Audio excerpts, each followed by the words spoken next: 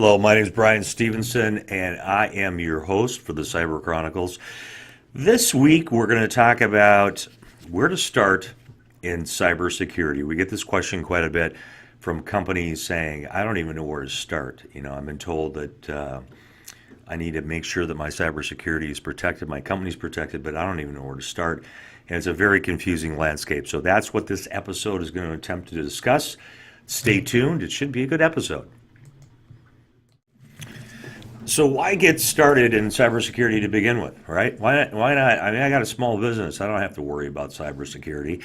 Well, 33% of owners don't have any IT controls at all, and almost 87% of owners don't feel they're at risk. I'm a small business, man. I mean, all these hackers are going after just large businesses, which is nothing further from the truth. 43% of all small businesses are hacked on an annual basis, according to Inc. magazine. The biggest concern around that is 60% of those companies that are hacked go out of business within 6 months. So this is a concern. This is something you have to take action on. Otherwise, you're putting your company at risk. All the hard work that you put in place could go down the drain in a matter of minutes. So we're going to get started and talk about where do you start? What steps do you take? Okay. So when you start looking at the cybersecurity universe, you start looking at, what products do I get started with? And maybe you even took the time and Googled that, where do I get started? You're going to see ads of companies, literally hundreds of companies, all saying, start with our technology. And in a lot of cases, it's not the best idea for you. They don't know your particulars, and yet I heard the other day there's almost 2,000 cybersecurity technology companies out in the marketplace, all vying for your attention, all saying, buy my technology. So it is a very confusing marketplace. It's overwhelming. And a slide that we're throwing up here is over 2 years old. And just words of suggestion here is be very skeptical of anybody's marketing features that they state, because there are a lot of companies on these lists that, quite frankly, are either going to get purchased, absorbed, or could go out of business themselves very quickly. So what's the first step that we recommend? Look at your information and assets and ask yourself, what are the crown jewels of the company? What do I need to protect?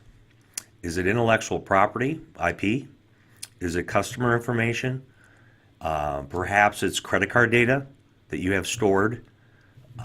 Does your company have a presence on the internet? I mean, is this your front-facing brochure to the internet? And if that were to go down, how would that impact your company? I mean, what would happen if this information, your crown jewels, was not available for 2 to 3 days, a week, a month, 3 months, 6 months, if it got compromised? You need to determine what you need to protect first, and then start putting in place controls to protect that information. That's our first step that we want to talk about. So once you've determined, what you want to protect, your crown jewels, you want to make sure, and this is our second step at a high level that we recommend, is this information is backed up on a routinely basis. It's amazing how many companies don't back up their information on an ongoing basis. We're not going to get into the details of, what do you want to, how to back it up on site, in the cloud. That could be a whole nother podcast that we'll probably talk to at a later date. But right now, we just want to give you the basic building blocks. You want to back up your crown jewels, your information that you do not want to leave or lose. So you back up this information as frequently as it changes. So you're going to see people say, hey, back up every day, back up every week, back up every month. Our suggestion is you just need to back it up as the information changes. If it's your website, your front-facing thing, you only want to back it up on an ongoing basis as changes occur to the website. If you're storing credit card information, just as credit card information is added, so if it's every day, you want to have a daily backup. If you don't and the data is compromised, you're going to have a day without that information. How would that impact the company? If it's intellectual property, if it's a patent and you're designing something and you're selling something, that information may not need to be backed up that frequently because it's maybe not changed that frequently. So you back up as the information changes. One thing that we highly recommend is you test your backup process. So assume there's been a compromise, see what happens, and then do a restore in a environment that's safe to see, okay, what would have happened if we had been compromised, we restored the data, are we functional? You want to make sure in your company more than one person can execute that backup. So let's say there is information that's compromised, all hands on deck, who's going to do the restore? Assign that responsibility to somebody, and put it in paper in your backup, your cybersecurity policies. You want to have a backup. A backup to your backup. You want to make sure that more than one person can execute that backup. You want to make sure these backups are stored in a place that also is secure. And it's always been interesting to me, and I've been in the IT business for a couple days here. All right, decades. You want to make sure your backup is in a place that is secure. I was at a client one time, and their backups were in a room that was unlocked. Their actual information was in a very secure environment, but their backups were in a room that was not locked, and literally over the sign it said, "Do not enter backup room." This is something that you don't want to do, because this is information now that somebody can go in and take your backups and have your crown jewels and have your information. So you want to make sure it's also in a secure environment. So backups are very important. Make sure that you have a backup policy in place. Later on, we're going to have a how-to on how to decide what to do on-site, on the cloud, off-site. We're going to go into that. There's all kinds of nuances of backups, but right now we're just stating a basic fact that you need to have backups. Okay, the second foundational stack that we recommend is that you have a plan in place if there is a breach. Who do you call to get help if there's a breach? Who's responsible to run point on the breach? We've seen companies, even enterprise companies, have a breach and 10, 15 people go in a room and no one knows who's responsible, who's in charge, and it becomes a very chaotic environment. You're going to want to decide in advance, if there is a breach, this person is responsible for leading point and gathering the troops and making sure that everything's taken care of. But who do you call from an outside resource to come in if you don't have an inside resource to determine where the breach occurred, how to stop it, how to patch it, how to make sure it doesn't happen again? Do you have an attorney on retainer? This is one that's very important, in my opinion, is if your crown jewels are information that's protected by a regulation, i.e. credit card information for PCI, healthcare records for HIPAA, you're publicly held, so Sarbanes-Oxley. If you have those types of requirements, you're going to want to consult with an attorney who specializes in cybersecurity to find out if you have to announce this breach to the public. There are time frames that you're required by law to announce the breach. You don't want to be that company that it has a breach and it takes you 3-4 months to announce it to the public. So that's another really important step. You only have one person responsible for a breach. If you have multiple people, it becomes very chaotic. So that's our second step. The other thing is you may want to consider, if you are a larger company, is hiring a firm on a retainer to help you if there is a breach. And the reason you want to put them on a retainer is legal contracts. Retainers are a legal contract agreement between you and the company that's going to help you if there is a breach, in terms of SLAs, service level agreements, time frames that they're going to respond, boots on the ground, that sort of thing. You don't want to negotiate a contract when you're in a crisis. If there's a crisis, there's been a breach, you don't want to call someone for a forensics expert to come in and figure out what's going on they're going to put a contract in front of you, and obviously in a crisis, you're just going to sign it. Those contracts are obviously going to be very slighted towards the firm who's helping you. You want to negotiate the retainer in advance. In some cases, actually pay them in advance, which has a increase in their service level agreements. Typically, that they'll be on the ground a lot faster and they'll respond a lot faster. So if you're a larger company or your crown jewels are that critical, you may want to consider hiring a forensics team, putting them on retainer, and then we have a whole new video coming up on that and how to determine which forensics company to decide and to go with, because there's a lot of good ones out there, and as always, there's some companies out there that you probably want to stay away from. So that's our second step that we recommend that all companies take. Okay, the third step that we recommend is knowledge is power, right? And one thing that you're going to want to do in your company, whether there's 2 employees or 1,000, is educate your employees. Educate your employees on the risks that are occurring in the cyber security universe. It can easily be as just sending out an email to all employees stating that we are now taking cybersecurity very seriously. We now have a policy in place in terms of who's responsible for it. We are putting controls in place to make sure that our company is protected. And here are some tips to all employees in terms of safe internet usage and email usage. A lot of devices are compromised, and companies are compromised by clicking on malware or clicking on files from people you don't know and then infecting the network by executing that file. You want to make sure your employees understand that. What is safe? What is your username and password policy? You know, do you have how many characters? Is it alphanumeric? What's the length that you recommend, and how quickly or how often do you refresh those passwords?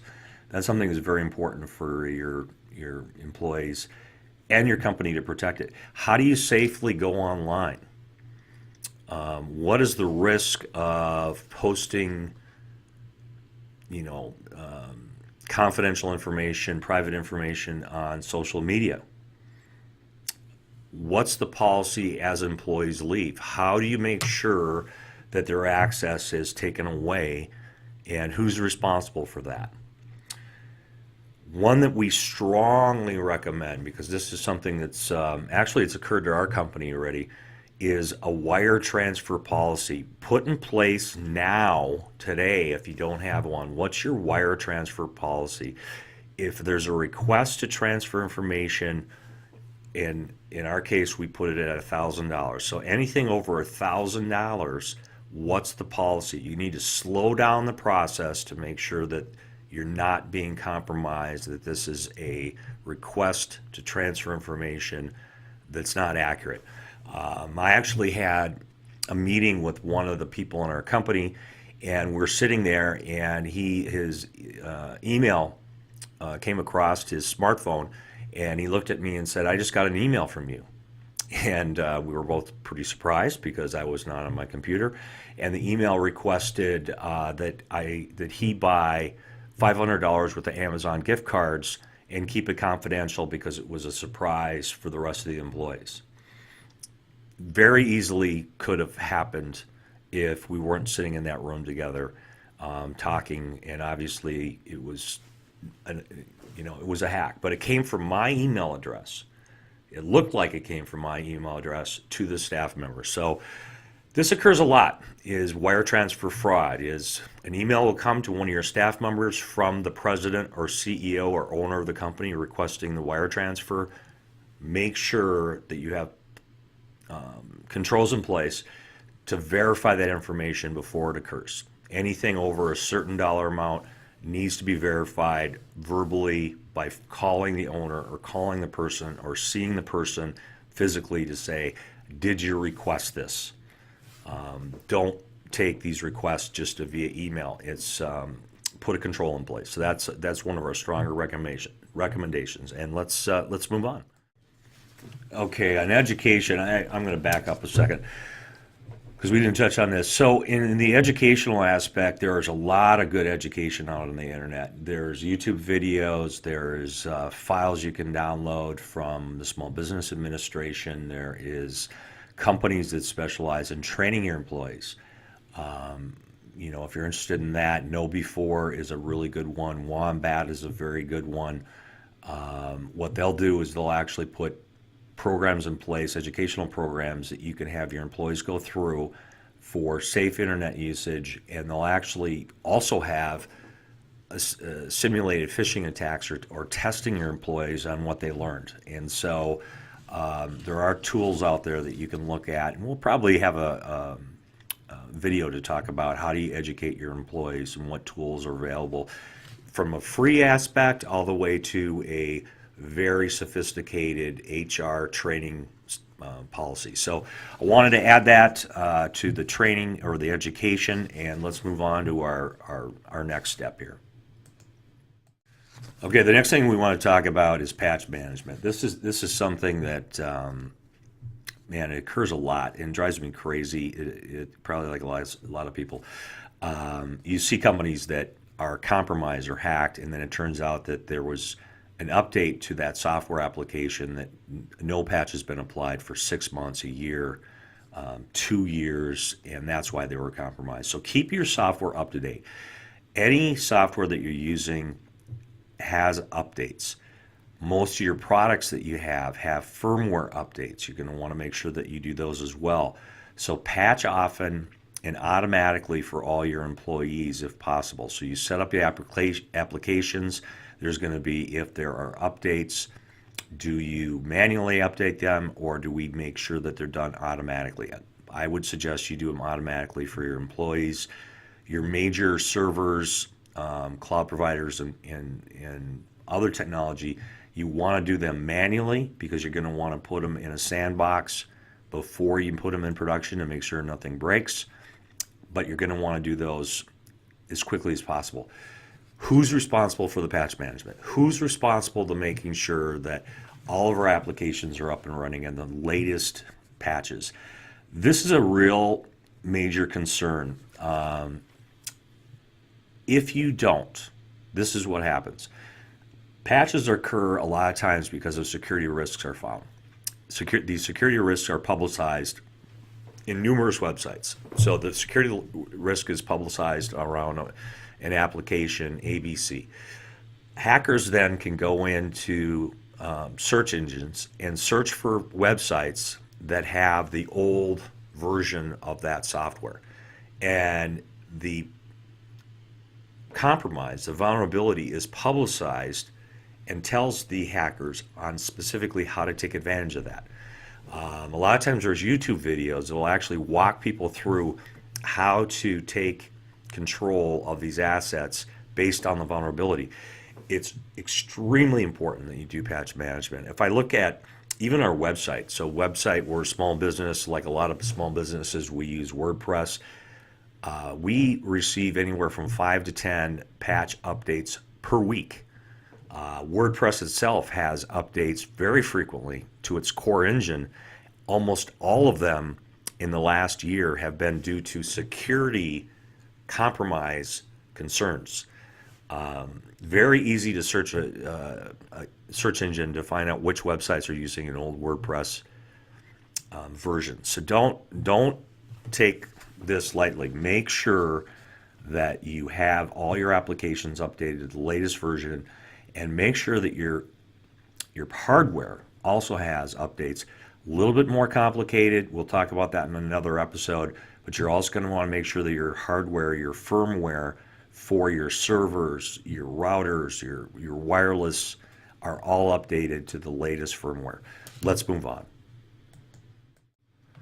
Okay, we touched on this a little earlier, but this one we believe is its own category, password policy. So password policy is really important.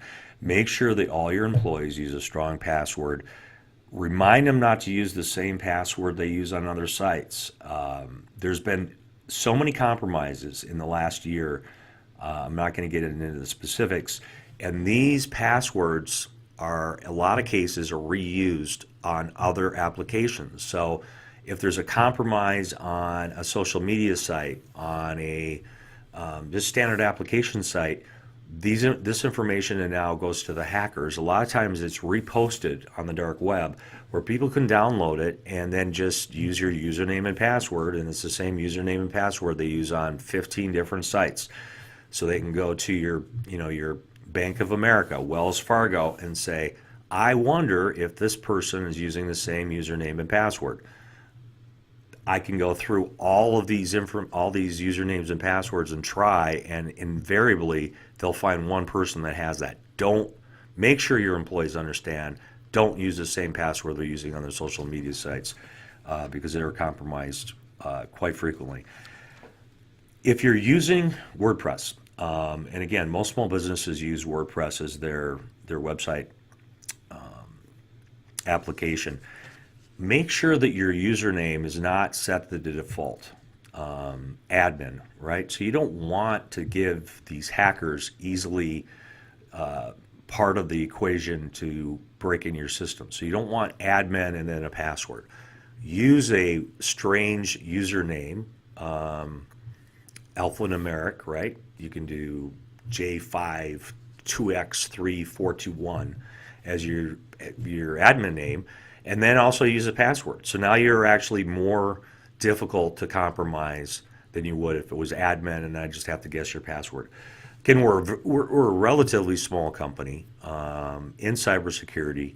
I checked before we did this podcast, and we are averaging about 100 attempts per day to break into our WordPress site.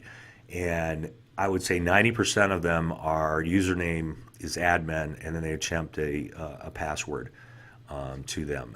In our particular case, once you do that, that IP address is then banned going forward. It's not a fail-safe because if you know what you're doing, you can implement, change your IP address, but it's, again, just another step of control that keeps kind of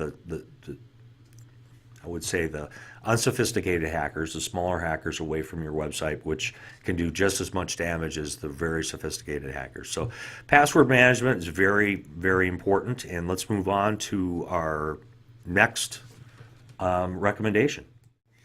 Okay, the next tip that we have, suggestion we have, and this is foundational stuff, right, is make sure if your application that you're using has multi-factor authentication that you implement it. You'll hear multi-factor authentication, MFA, you'll hear two-factor authentication, kind of all the same thing. We're going to have a podcast that talks about this in more in depth, but if you enable two-factor authentication, all that means is the application is going to require additional information before you can log in. So you log in your application, username and password, it's going to stop you at that point and say, whoa, we need more information to make sure that Brian is logging in to this application. So it may be a text sent to your phone. There's a Google application out there that a lot of apps use that does a randomization of a number that allows you to log in at that point to ensure that you're there. There are enterprise level authentication products if you want to have just the ultimate in protection for your own systems. You can implement, and it's a random number typically generated by the application, and it protects you even if your password's compromised. So you're logging in and it says username, password, it's requiring additional information.